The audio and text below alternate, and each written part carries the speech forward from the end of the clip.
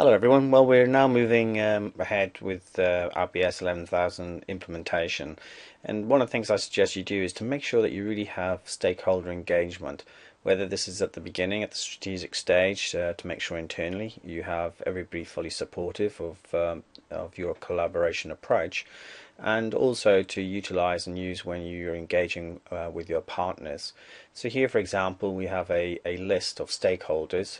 We know who they are, but we're not quite sure where they are with regards to supporting the project or the collaboration approach that we're suggesting.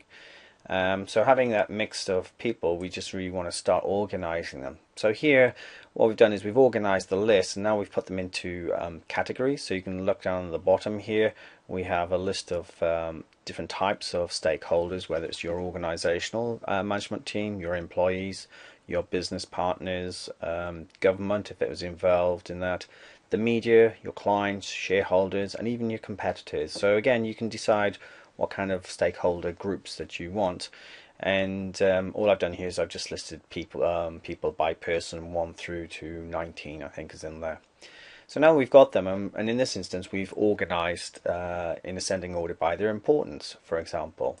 So now we're starting to make sense of that, but how do we get to rate a stakeholder engagement? Well, I think there's a couple of key attributes you can look at. First is the stakeholders by importance. So here we're just using a very simple low, medium, high of importance, and again within the particular categories that we just described. And yeah, very quickly you could sit down and just by yourself, first minute off, is just decide where you think people sit based on any meetings you might have had, or with any discussions or workshops that you might have been involved with, and just think on that engagement, this is where they're currently sitting. And clearly you can follow up with them and just talk about them specifically by filtering out and just talking about person 18 and having a meeting with them and going through this process just with theirs, so they don't see anybody else. So you're keeping it confidential, but you're getting a true understanding. So we go on. The other attributes we might be interested in is their influence. Again, the same process on the left hand side here, low, medium, high, by the different categories. And then we might look at by stakeholder power within the overall organization. And then we could look at certain things of their understanding. For example, if the technical complexity of what we're trying to do is to make sure that they have a good understanding of that. There might also be from a social context. So again, understanding what their understanding is of that could be useful. And again, you don't have to use all of these. You can decide which attributes you want to measure people against, and you might have some others that you want to add as well. But once we've started doing that and gone through and assessed people and sat down with them, we can then actually start to understand where our stakeholders are sitting. So here, for example, we have power on the left hand side with the influence down the bottom, and we've got size by importance. So here we have person 8, who's part of your organizational management team, high power, high influence, and very important.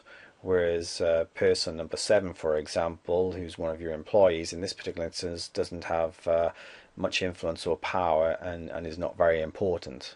So again, you can start looking at this in different ways.